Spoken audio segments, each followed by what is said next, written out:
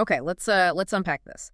What actually happens when the very tools that are designed to protect you, these sophisticated frameworks security pros use to test defenses, simulate attacks, what happens when they're suddenly turned into weapons used by the Well, attackers yeah, themselves? it's a huge problem. The line between offense and defense just gets incredibly blurry. Totally.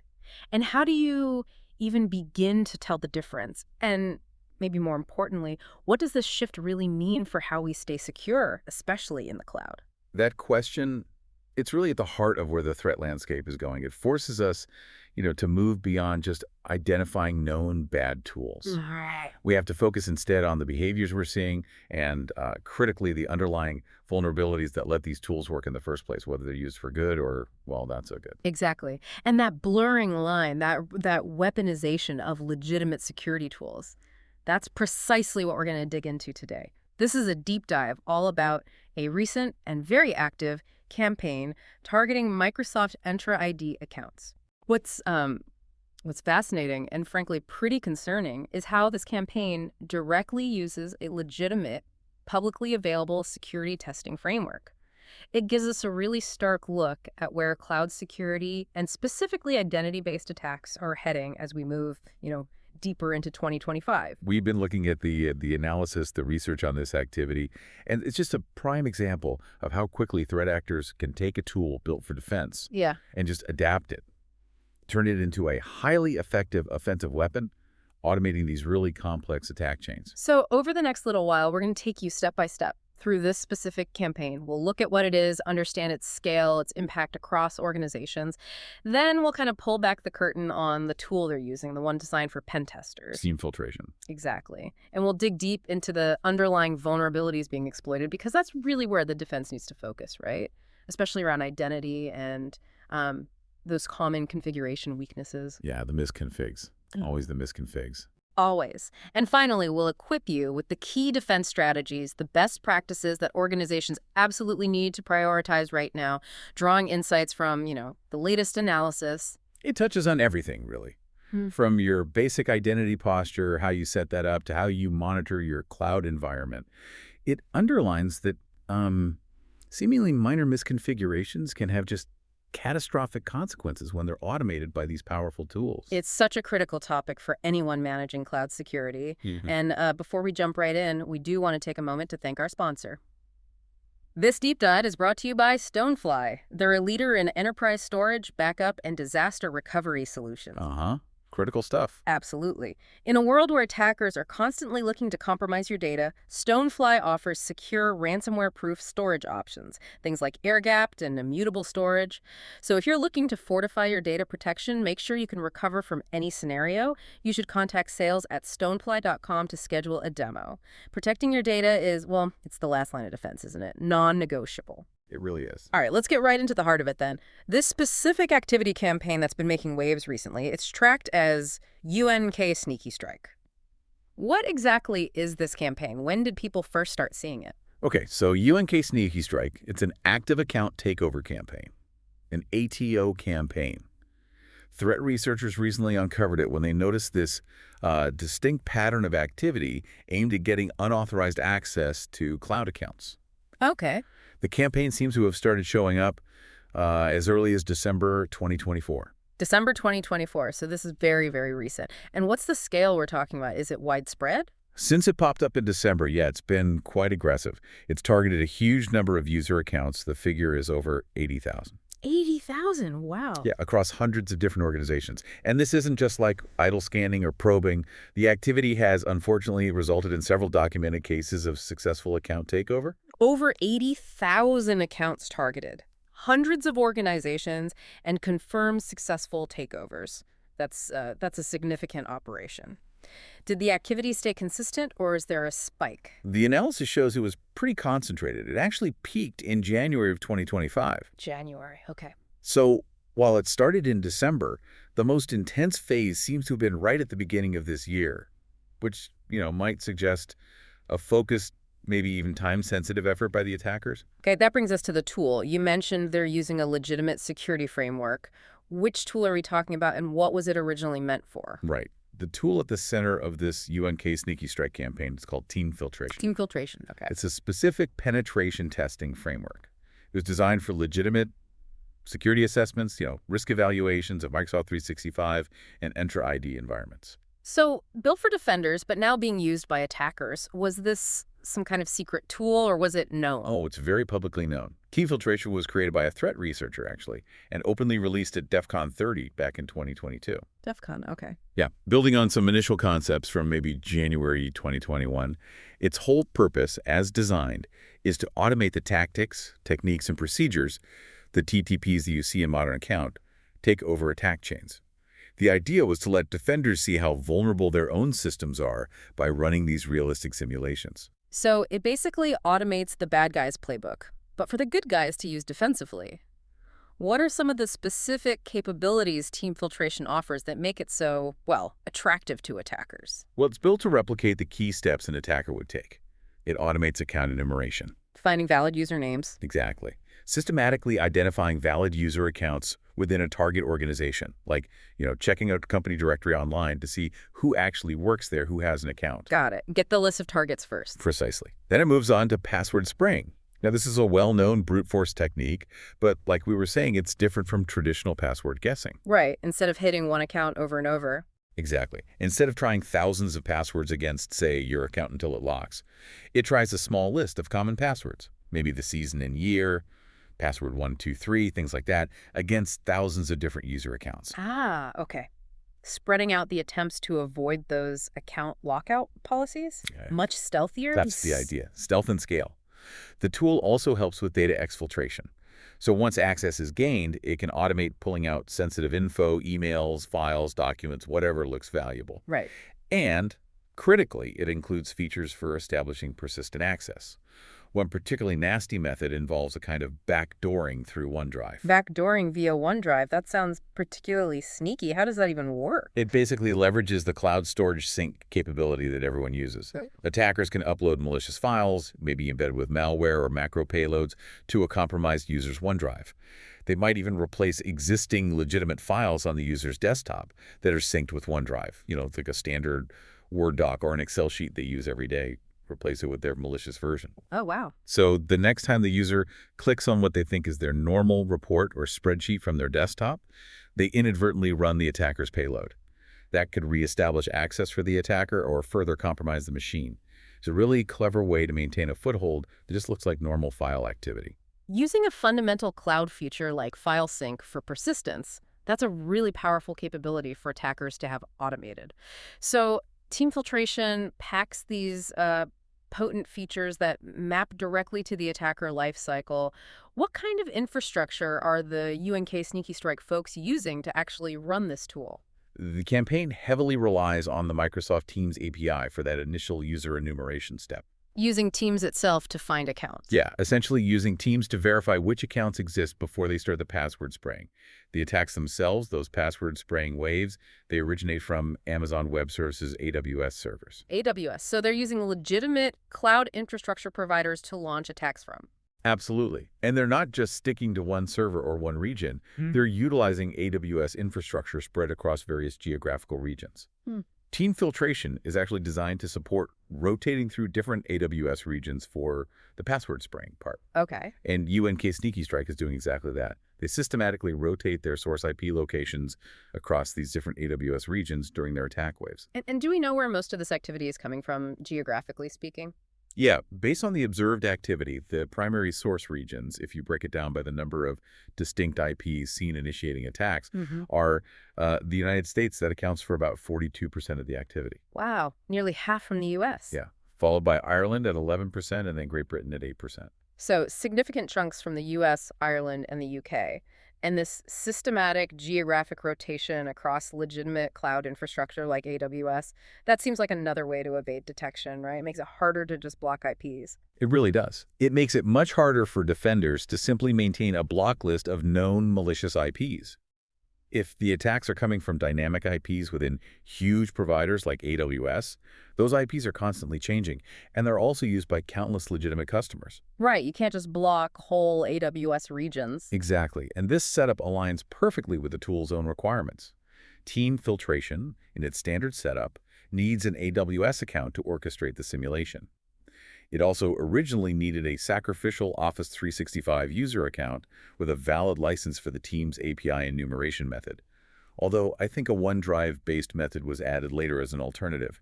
But the attacker's observed infrastructure setup, using AWS extensively, directly mirrors these prerequisites. Interesting. So the way the attackers operate kind of gives clues because it matches how the tool itself is designed to be used. What does the actual attack pattern look like? Is it just a constant flood of attempts? No, and that's another part of its stealth. The unauthorized access attempts linked to UNK Sneaky Strike, they don't look like a nonstop barrage. Yeah. Instead, they happen in these highly concentrated bursts of activity. Bursts? Yeah, during a burst, they'll target a wide range of users within a single organization's cloud environment. But then, these bursts are followed by distinct quiet periods, typically lasting maybe 4 or 5 days. Okay, so hit hard, then go quiet for a while. Exactly. Before another burst targets maybe a different set of users or even different organizations. How does that contrast with a typical, maybe less sophisticated brute force attack? Why the bursts? Well, a traditional brute force often involves just continuous hammering on a single account or maybe a small group. That's much more likely to trigger account lockout policies and those threshold-based security alerts pretty quickly. Hey, 100 failed logins for this user in 5 minutes? Right, much noisier. Much noisier.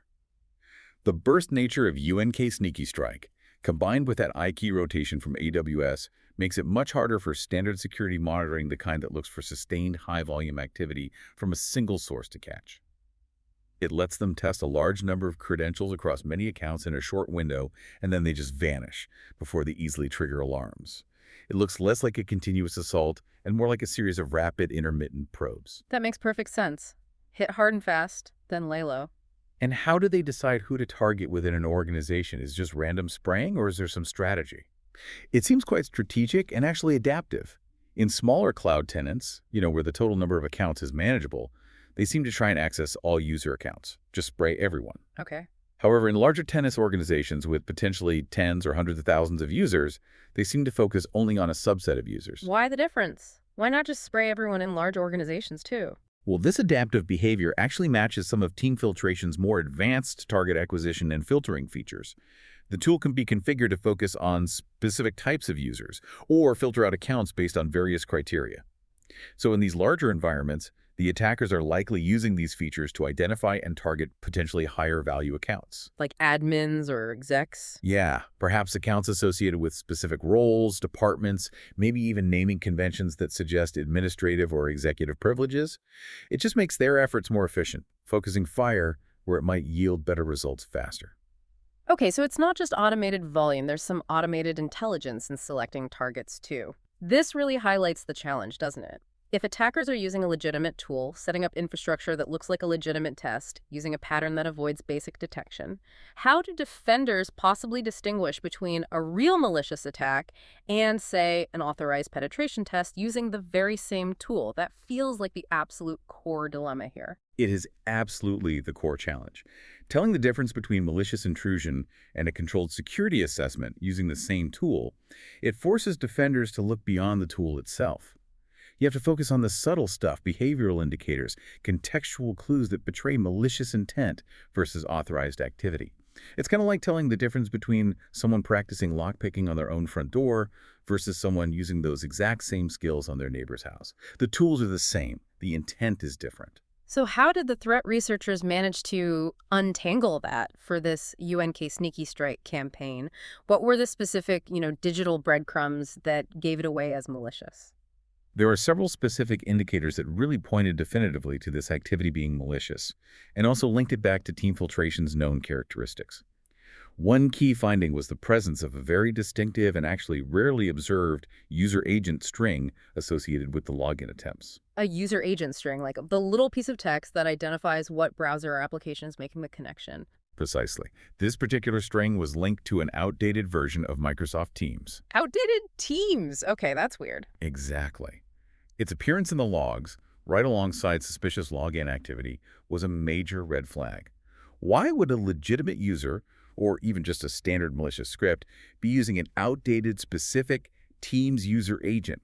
unless it was somehow hard-coded or integral to the tool being used. Yep. It was like seeing someone walking around today wearing a very specific old company uniform from 10 years ago in a place they shouldn't be.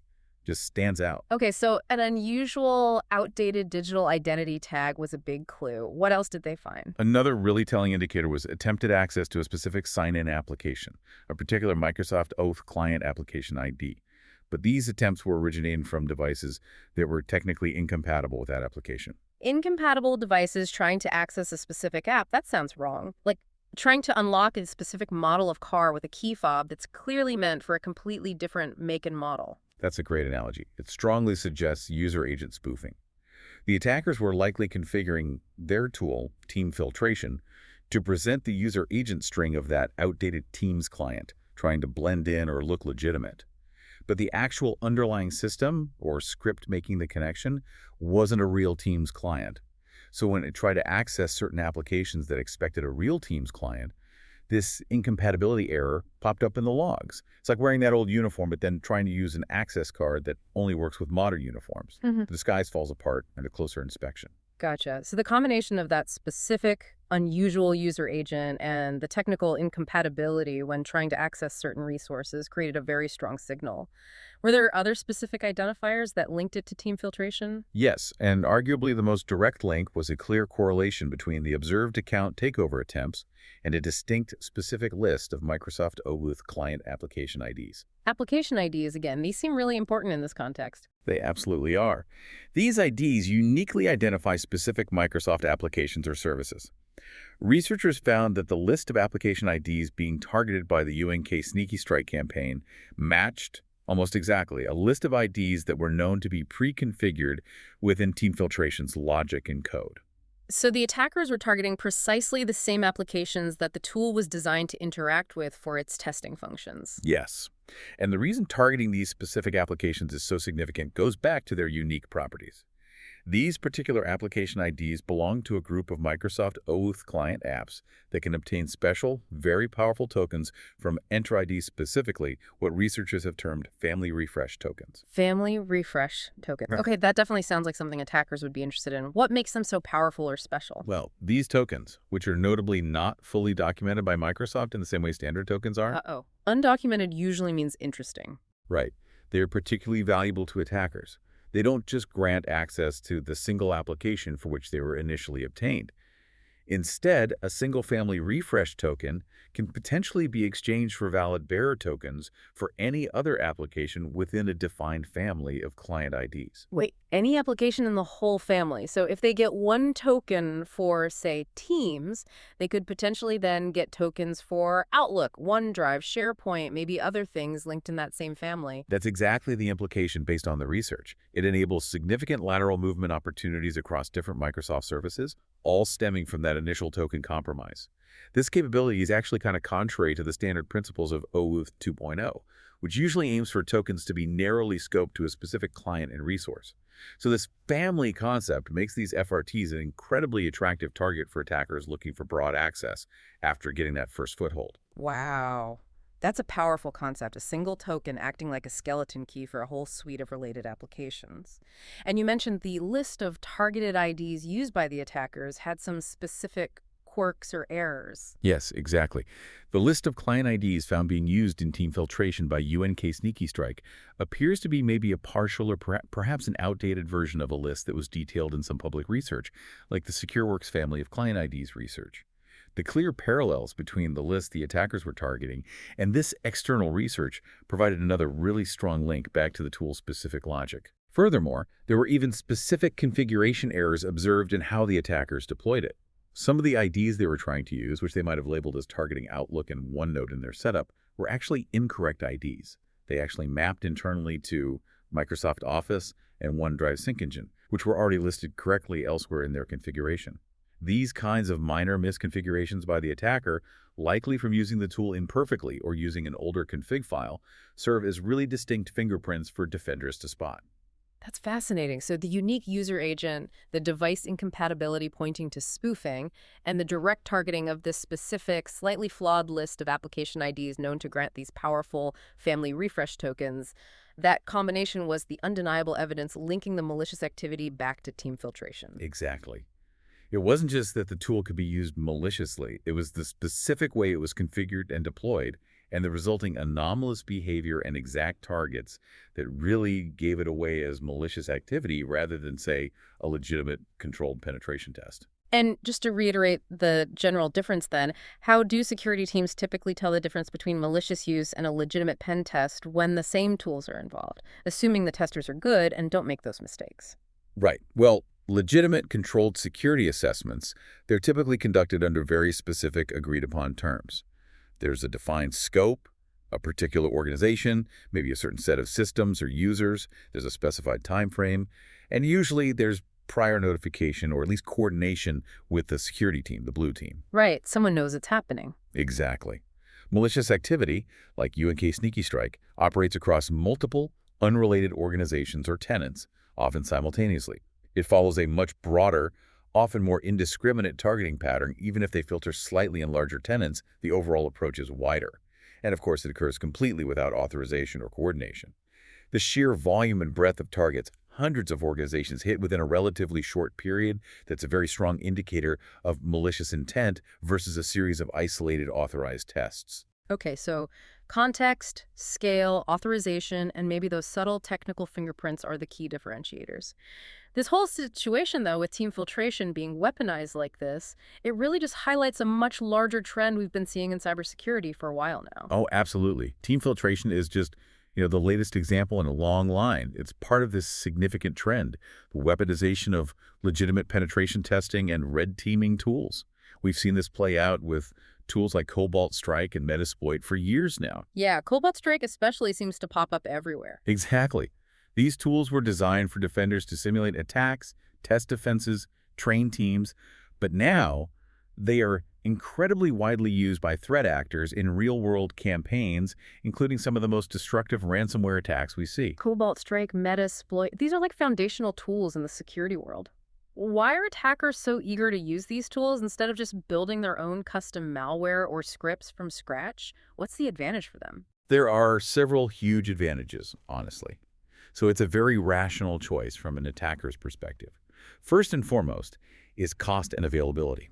Ah, economics. Right. Developing a full suite of attack tools covering infiltration, exploitation, persistence, lateral movement, command and control, C2, data exfiltration that takes immense skill, a huge amount of time, and significant resources. We're talking potentially astronomical development costs. Legitimate pen testing tools are often available off the shelf. Sometimes attackers get them through illicit channels, cracked versions, leaks, whatever. But using them drastically reduces that upfront development burden. Attackers can acquire them, and bam, they immediately have a powerful integrated toolkit ready to deploy. So it's a massive shortcut. They don't have to reinvent the wheel. They just grab a very capable wheel that someone else already built. Precisely. Second, they have proven effectiveness. These tools were developed by security experts because they are effective at simulating real-world attacks and finding vulnerabilities. Attackers know that if the tool works well enough for a professional pen tester to break into a network, It'll probably work for them too. exactly, they don't have to guess if their custom code is going to bypass defenses. These tools are often specifically designed with evasion and effectiveness in mind. They come with a demonstrated track record of success. Makes sense. What else? They also offer incredible versatility. Legitimate pen testing frameworks often include really robust features for post-exploitation activities. Everything from exploring the network, dumping credentials, moving laterally, exfiltrating data, setting up multiple kinds of persistence mechanisms. They provide a comprehensive platform for achieving the attacker's objectives after they get that initial foothold. So useful throughout the entire attack lifecycle, not just for breaking down the door. Exactly. And maybe surprisingly, the extensive, often very detailed documentation that's available for these tools. The manual's written for the good guys. Yeah. Those manuals, tutorials, blog posts, conference talks, all written to help legitimate users actually make it easier for a broader community, including malicious actors, to learn how to deploy and operate these sophisticated tools effectively. It kind of lowers the technical bar for executing advanced techniques. So the user guides become attacker training materials. That's ironic. It is, in a way. Yeah. And finally, and this is critical for evasion, these tools often offer significant stealth and blend-in capabilities. Features like malleable command and control profiles, which let attackers disguise their C2 traffic to look like legitimate web browsing or other normal network activity, or sophisticated techniques for executing payloads directly in memory without touching the disk. These make their activities much harder for traditional security defenses like antivirus or basic network monitoring to spot. And as we saw with UNK Sneaky Strike, using the Teams API and AWS infrastructure, leveraging legitimate, trusted services that are expected to be present in an environment further aids in camouflage. It makes malicious activity look like normal business operations, or maybe even authorized security work, helping them hide in plain sight. So they're not just powerful, they're designed to be stealthy and blend into the background by mimicking legitimate activity or using trusted infrastructure. This raises a really interesting and maybe slightly controversial question. If these tools are so useful to attackers, shouldn't we be trying to regulate them more or restrict access somehow? That's a really complex debate within the security community, and there are strong opinions on both sides. However, the prevailing perspective, and certainly one supported by the analysis we're looking at here, is that attempting to heavily restrict access to these kinds of offensive security tools might actually end up harming defenders more than it hinders determined attackers. How so? Well, attackers, by their very nature, aren't bound by laws or regulations. They'll find ways to acquire tools, whether through leaks, cracks, the dark web, or simply by replicating the capabilities themselves if they have the resources. Meanwhile, defenders, the pen testers, the red teams, the security researchers, they need these tools. They need them to understand how attacks actually work in the real world, to train their own security teams effectively, and to rigorously test their organization's security posture before the real attackers do. Because you can't really defend against something you don't understand or can't realistically simulate yourself? Precisely. So the more effective approach, many argue, is to shift the focus. It's less about the tool itself, the specific weapon being used, and more about hardening against the underlying vulnerabilities that the tool's designed to exploit in the first place. If you remove or significantly reduce the vulnerability, fix the misconfiguration, enforce MFA, implement least privilege, then the tool, regardless of how sophisticated it is, becomes far less effective or maybe even completely ineffective against your specific defenses. It's about hardening the target, making it resilient, not just trying to ban the particular weapon being used this week. That makes a lot of sense. Attackers aren't performing magic. They're relying on existing weaknesses, open doors.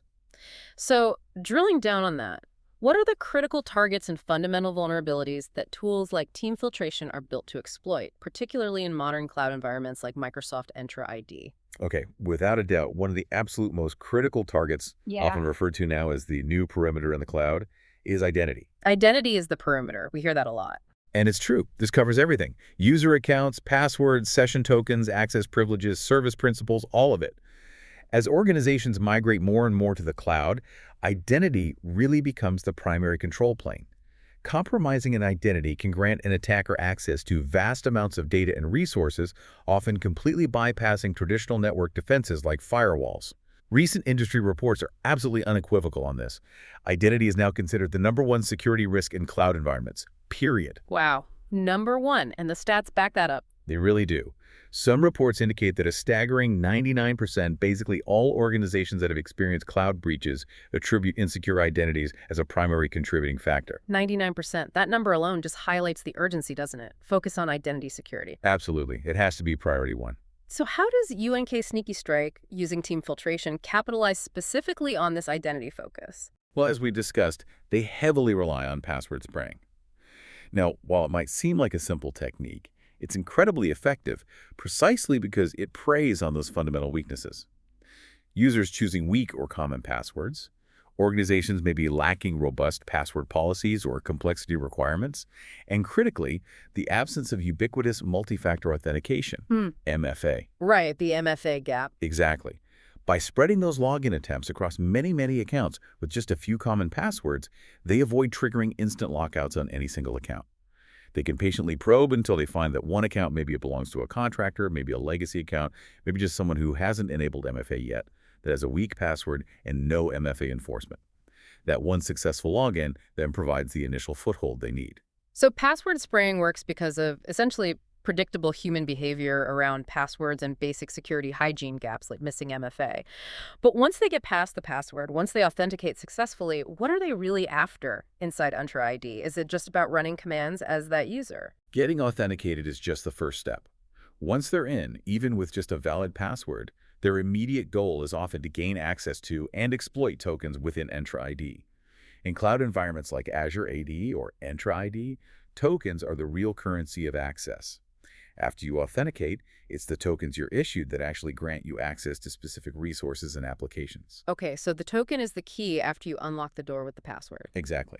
And different tokens have different levels of utility for an attacker. They can vary in how long they're valid, whether they can be used to bypass certain security policies, and crucially, their potential for enabling lateral movement jumping from one application or service to another. So gaining initial access is one thing, but stealing the right token is how they maintain persistence and maybe expand their reach. That's absolutely right. A simple password compromise might only grant temporary access if, say, session lifetimes are configured to be short. But stealing specific types of tokens, particularly refresh tokens, is the key to achieving long-term persistent access without needing to know or reuse the password again. You have your standard access tokens and ID tokens, which are typically used for authorization and authentication in specific sessions, and usually have a relatively short lifespan, maybe around an hour. An hour isn't much use if you're an attacker planning a longer campaign, trying to map out the network or exfiltrate lots of data. Exactly, which is why they prioritize stealing refresh tokens. These tokens are usually issued alongside the shorter-lived access tokens.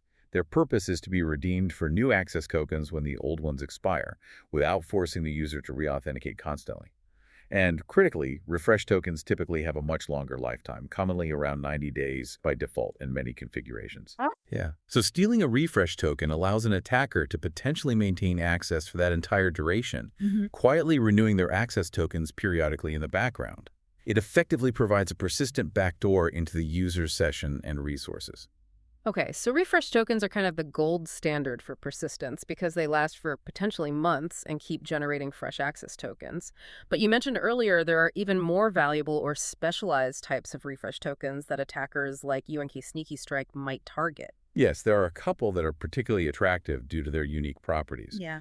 One is the primary refresh token, or PRT. 2RK, okay. These are fundamental to features like Windows 10 and Windows 11 device single sign-on SSO within Entra ID. They contain identity information that's linked to the device itself, like a unique device ID and a session key. What makes PRTs extremely valuable and frankly concerning from a security perspective is that according to Microsoft's own documentation, conditional access policies are not evaluated at the time a PRT is issued to a device. Wait, hang on.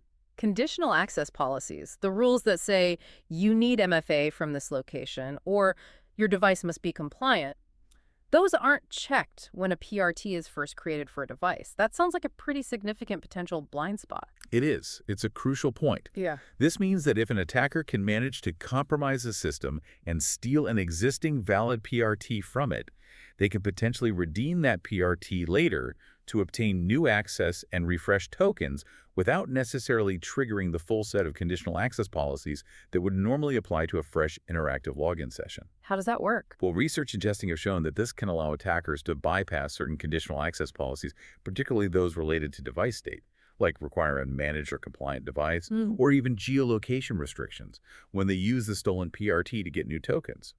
The PRT itself implicitly satisfies some of those device-based requirements because it's already tied to a device that the system initially considered trusted or signed in when the PRT was issued. So a policy that says you must be on a compliant device to access SharePoint might be bypassed if the attacker uses a stolen PRT from a device that was compliant when the PRT was issued, even if the attacker is now using that PRT from a non-compliant machine. That's the risk. Exactly. It's a critical bypass vector that sophisticated attackers who understand the token mechanics are actively looking to exploit, compromise the endpoint, steal the PRT, bypass device checks. Okay, that's scary. What was the other particularly potent token type you mentioned, the family one? Right, the family of refresh token, or FRT. As we noted, these are largely undocumented by Microsoft, at least not in the same public detail as standard tokens. Research, like that SecureWorks paper, indicates that obtaining an FRT associated with one specific application allows an attacker to then use that same FRT to mint valid access tokens for any other application that belongs to a predefined family of client IDs. A family, like a group of related Microsoft Cloud services. Exactly. Think of common suites, like Office apps.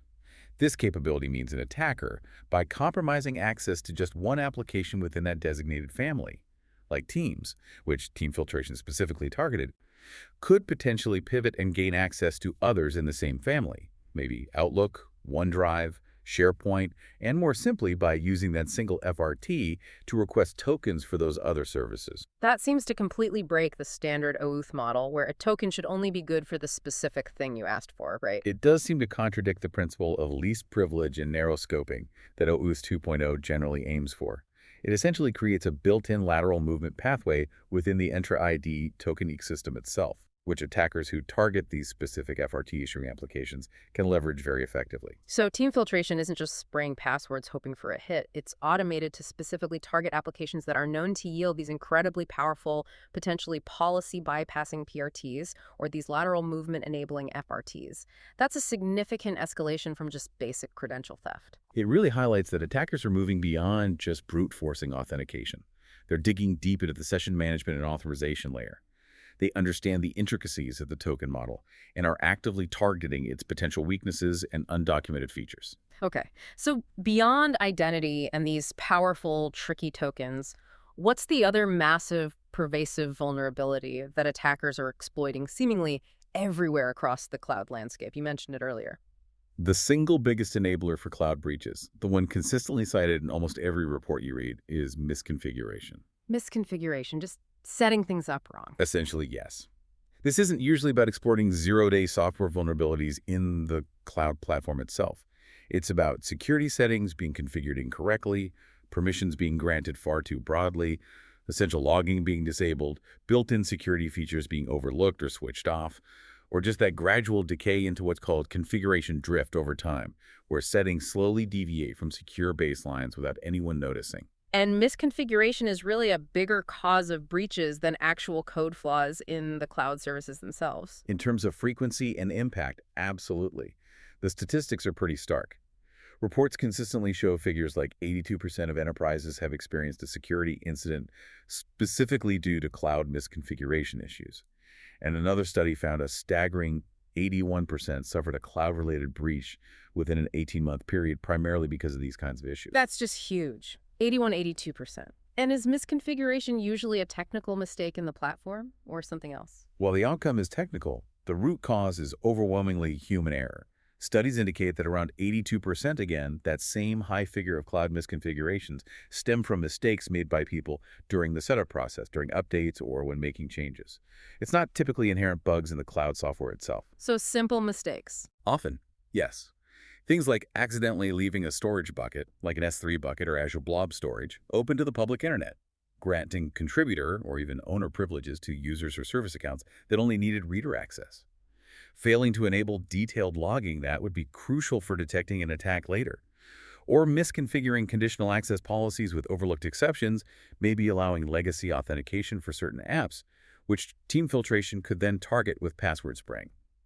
These aren't flaws in AWS or Azure or M365. They are the open doors created by incorrect setup. And automated tools like TeamFiltration are specifically designed to rapidly find and walk right through those doors. So attackers are essentially using sophisticated automation to exploit very fundamental weaknesses. Weak identity protection, passwords' lack of MFA, the power inherent in certain types of cloud tokens, and these widespread, often simple, human errors leading to critical misconfigurations. It really underscores that the battle is so often won or lost based on just getting the fundamentals right. Precisely. The attack tools are advanced, yes, but they are frequently leveraging very basic security hygiene failures, just doing it at scale and speed. Okay, we've painted a pretty clear picture of the campaign, the tools involved, and the underlying vulnerabilities being exploited.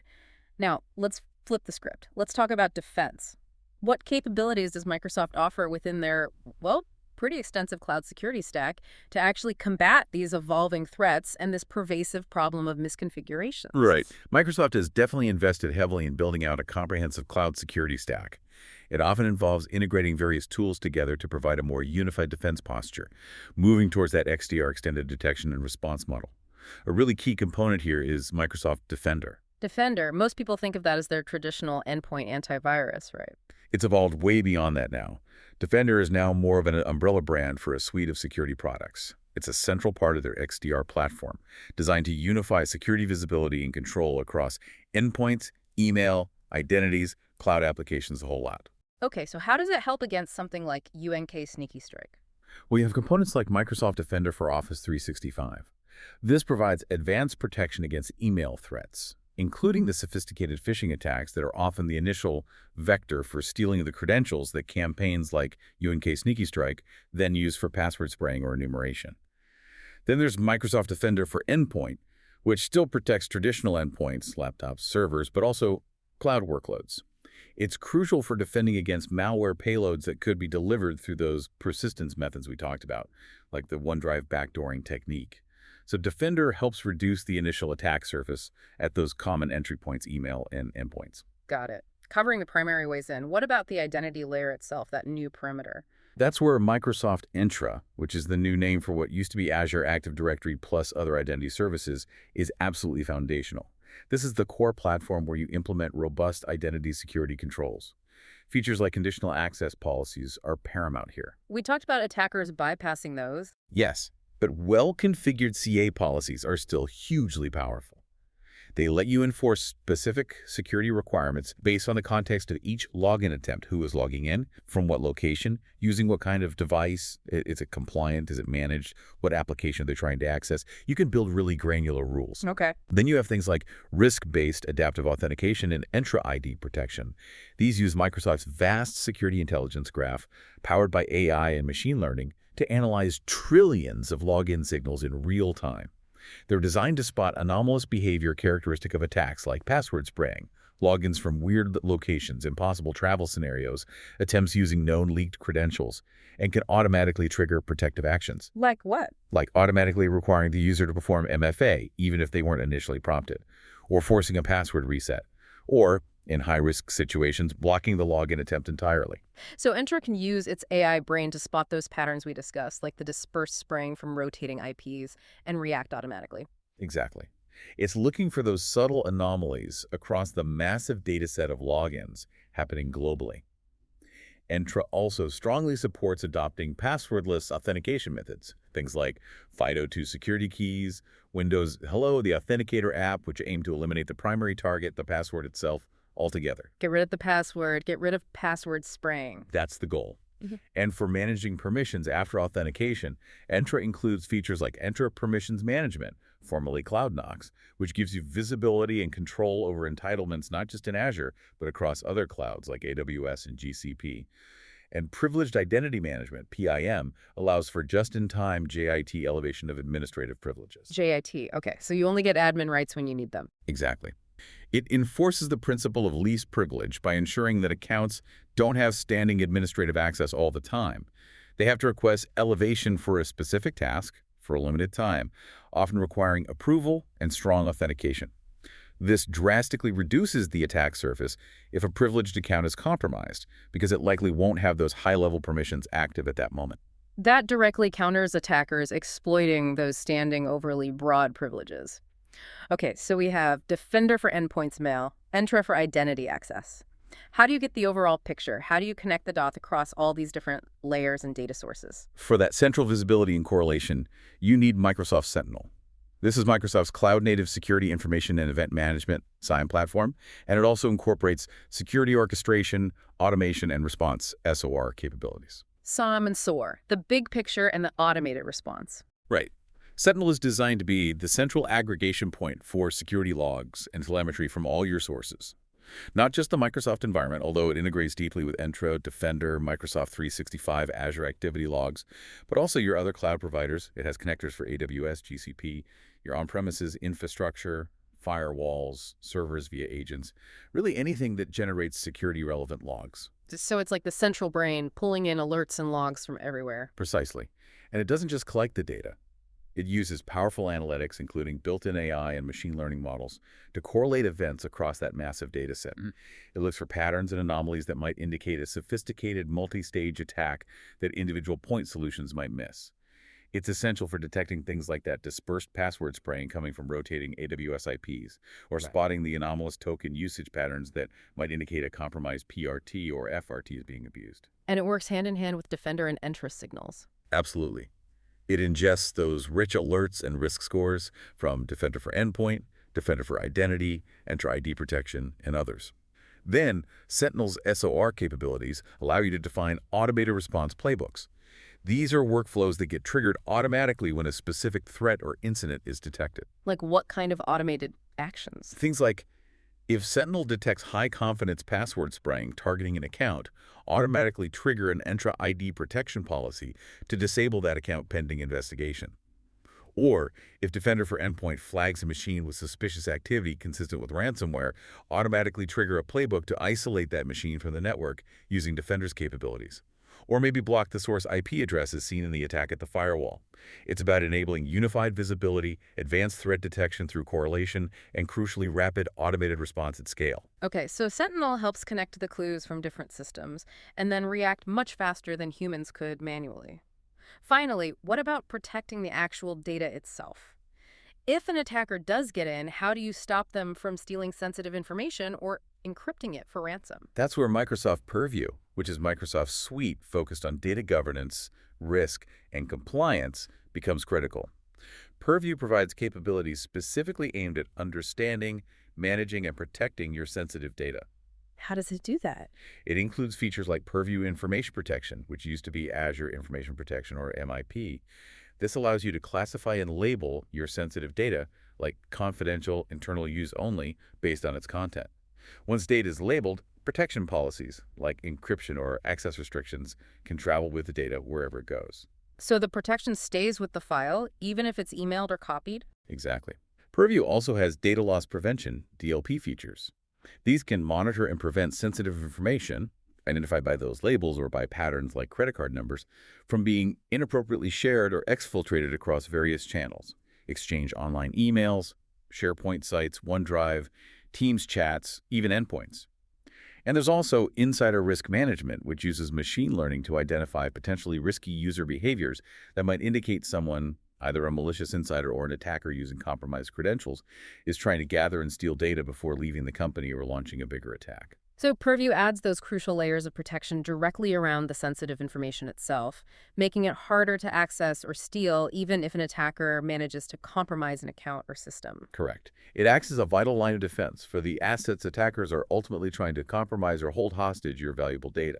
Okay, these tools, Defender, Entra, Sentinel, Purview, they sound incredibly powerful, comprehensive. But as we've really emphasized throughout this, their effectiveness hinges entirely on how they're configured and used day to day. So, stepping back from specific tools, what are the absolute non-negotiable best practices organizations need to double down on as we move forward in 2025, directly addressing the kinds of threats UNK Sneaky Strike represents? Yeah, the tools are only as good as their implementation and the processes around them. Security guidance from Microsoft themselves, as well as leading industry frameworks like the Center for Internet Security, CIS benchmarks, Australia's Essential 8, NIST frameworks, and Zero Trust maturity models, they all consistently point to several key areas that are just absolutely essential foundational elements. First, and really foundational for any modern cloud security approach today, Adopt a Zero Trust strategy. the never trust, always verify mantra, right? Exactly that. It means fundamentally shifting away from assuming trust based on network location, like being inside the corporate firewall, and instead rigorously verifying every access request based on multiple factors: user identity, device health, location, application being accessed, data sensitivity. The single most impactful technical step within Zero Trust, which directly combats the password spraying and credential stuffing we've seen with TeamFiltration, is enforcing multi-factor authentication, MFA, for all users, without exception, and especially for administrative or any kind of privileged accounts. All users, no exceptions. That has to be the goal. Microsoft's own telemetry data consistently shows that simply enabling MFA blocks over 99.9% of automated account compromise attacks, like password spraying. 99.9%. That statistic just speaks volumes, doesn't it? MFA really is the absolute minimum baseline for identity security. It truly is your strongest defense against these widespread credential-based attacks. But Zero Trust goes beyond just MFA. It also involves rigorously implementing the principle of least privilege access. This means users, applications, service principals, they should only have the absolute minimum permissions required to perform their specific job functions and nothing more.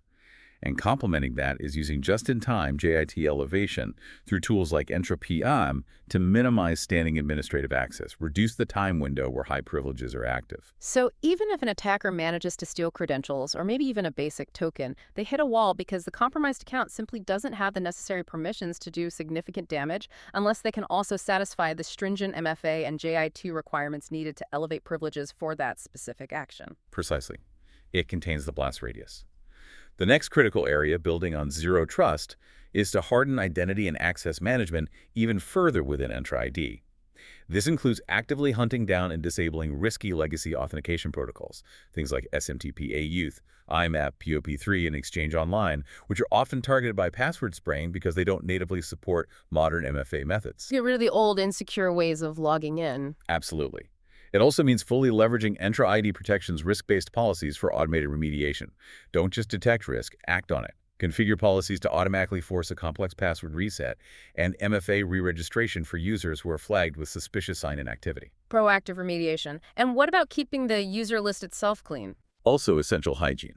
Regularly reviewing and purging unused or dormant user accounts is crucial. These stale accounts are prime targets for attackers looking for undetected persistence vectors. And, of course, implementing granular conditional access policies based on the full context user risk level, sign-in risk, device compliance status, geographic location, application sensitivity adds multiple layers of context-aware control that can block many common attack paths before they even get started. Okay, so robust modern identity management is absolutely non-negotiable. Now, given that misconfiguration is consistently flagged as the leading cause of actual breaches, what's the top defense priority there? How do organizations tackle that pervasive problem? This is arguably the area with the biggest potential for improvement, yet it's often the most overlooked. Organizations must make preventing misconfigurations and continuously monitoring cloud posture a top strategic priority. It's not just an IT task, it's a core security function. This starts with getting configurations right from the beginning, basing them on established industry benchmarks like the CIS benchmarks or Microsoft's own secure score recommendations and the Microsoft Cloud Security Benchmark. These provide detailed, prescriptive guidance for securely configuring services like Microsoft 365, Entra ID, Azure Resources, and more. So use the blueprints available. Don't just guess at settings. Exactly. And then crucially, it's not a one-time setup. You have to continuously check that posture. Using tools like Microsoft Defender for Cloud, which covers Azure but also integrates with AWS and GCP for multi-cloud posture management, and the Microsoft Secure Score dashboard within the Microsoft 365 Defender portal is non-negotiable. These tools provide continuous assessment against those benchmarks, automatically flagging issues like overly permissive firewall rules, public access to storage accounts, disabled security features like MFA for admins, or deviations from compliance standards. And actively monitor for changes. Yes, implementing robust change control processes is key, but you also need continuous monitoring to catch configuration drift, those gradual, unauthorized, or unnoticed changes. This could involve using tools like Purview Compliance Manager to track compliance posture over time, or creating specific detection rules and alerts in Microsoft Sentinel that trigger whenever critical configurations are modified, e.g., changes to conditional access policies, firewall rules, or global admin roles. So configuration isn't a set-it-and-forget-it task. It requires ongoing vigilance and automation to maintain that secure state. Exactly. And recognizing that human error is the root cause of such a large percentage of misconfigurations. Implementing automated guardrails where possible, using things like Azure Policy to enforce specific configurations, and having strong approval workflows for high-impact changes can act as safety nets, preventing common mistakes from happening in the first place. And of course, conducting regular third-party security assessments and penetration tests can provide an objective view and help find gaps or misconfigurations that internal teams might have become blind to. Okay.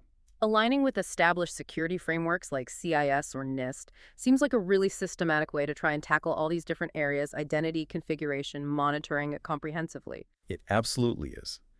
Adopting and operationalizing frameworks like CIS, Australia's Essential 8, the NIST Cybersecurity Framework, or specific Zero Trust maturity models, provides a structured, prioritized approach to building and measuring a comprehensive security program. It helps ensure you're not missing critical areas. Microsoft's own tools and security guidance increasingly map directly to controls within these common frameworks, which provides organizations with a clearer roadmap for implementation and reporting. These frameworks basically leverage collective global security wisdom to help you address the most critical risks in a systematic way. They give you a proven blueprint instead of trying to invent everything yourself.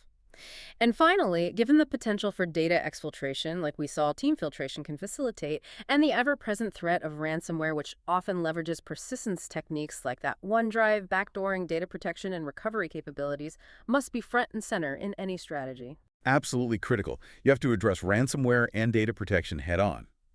Beyond trying to prevent the initial access with strong identity controls, MFA, robust endpoint protection, like using Defender for Endpoints attack surface reduction rules to block risky behaviors, and advanced email security, Defender for Office 365 filtering malicious attachments and links, you absolutely must assume breach is possible and have a solid plan for recovery. Assume the worst can happen. Yes. This means regularly, rigorously testing your backup and recovery processes for all your critical data, whether it reside on-premises or increasingly in the cloud, like M365 data in Exchange Online, SharePoint, OneDrive, Teams. While Microsoft 365 has built-in redundancy in some recovery options, for true business continuity and resilience against ransomware that might encrypt or delete cloud data, you need robust, independent backup solutions. And that's where proactive data protection strategies, going beyond just basic backups, become really paramount, isn't it? Precisely. This is where technologies like immutable storage, where backups are written in a way that they cannot be altered or deleted, even by administrators, for a set period, and air-gapped backups where copies are stored offline or in a separate network segment, completely isolated from the production environment, become critical layers of defense. Ransomware actors specifically target backups now to prevent recovery and increase their leverage for extortion. Having immutable or air-gapped copies ensures that even if your primary systems and your standard online backups are compromised, you still have a clean, unalterable copy of your data safely available for recovery. And that capability of providing secure, ransomware-proof storage options like air-gapped and immutable backups brings us right back to our sponsor, Stonefly. Their focus on enterprise storage, backup, disaster recovery, and specifically these advanced secure storage solutions aligns perfectly with this critical layer of defense we're discussing for true data resilience. It really does. Ensuring that data resilience, guaranteeing the ability to recover quickly and reliably from a worst-case scenario like a widespread ransomware attack, is an absolutely fundamental pillar of modern cybersecurity strategy. You also want to leverage your SOO capabilities, like in Sentinel, to automate containment actions if ransomware behavior is detected, maybe automatically isolating affected systems using Defender, disabling compromised accounts via Entra, blocking C2 communication to minimize the blast radius and try to prevent the ransomware from spreading to backups in the first place. And finally, never forget the human element. Phishing and social engineering are still primary initial access vectors. Continuous security awareness training and phishing simulations for users remain vital to prevent that very first compromise that sophisticated tools like TeamFiltration then exploit. So it really comes down to a comprehensive, layered defense, strong modern identity controls, MFA everywhere, meticulous configuration management based on benchmarks, continuous monitoring and posture assessment, robust threat protection at key vectors like email and endpoint, and underpinning it all, absolutely critical, tested, resilient data protection and recovery capabilities, potentially using things like immutability and air gapping. And just reinforcing that point one last time, misconfiguration remains the biggest single most addressable risk in most cloud environments. The challenge is often compounded by a lack of visibility. Research shows something like 67%, two-thirds of organizations report having limited visibility into their actual cloud security posture. So investing in the tools and practices like Defender for Cloud, Sentinel, proper logging that improve that visibility is absolutely essential. You simply cannot secure what you cannot see, and attackers absolutely thrive in those blind spots created by overlooked or poorly understood configurations. It really sounds like the path forward isn't necessarily about frantically chasing every single new attack tool or technique that pops up, but rather about mastering and consistently executing the fundamentals of identity security, configuration management, backed by strong monitoring and genuine data resilience, using the powerful platform tools available today effectively and correctly. That's the core takeaway, I think. The platforms like Microsoft's provide immense capabilities, but realizing their security potential depends entirely on implementing and consistently maintaining strong controls, good processes, and basic hygiene. Effective security is about the execution. This deep dive has really driven home how incredibly agile attackers are, even to the point of co-opting our own security tools against us, and how that reality forces us defensively to refocus relentlessly on those foundational elements, the identity layer, the configuration layer, because that's ultimately what these sophisticated automated tools are designed to find and exploit. Yeah, it shifts the emphasis, doesn't it, from purely reactive blocking of known threats to building proactive inherent resilience into the environment itself. So, as we wrap up, here's a thought to leave you with.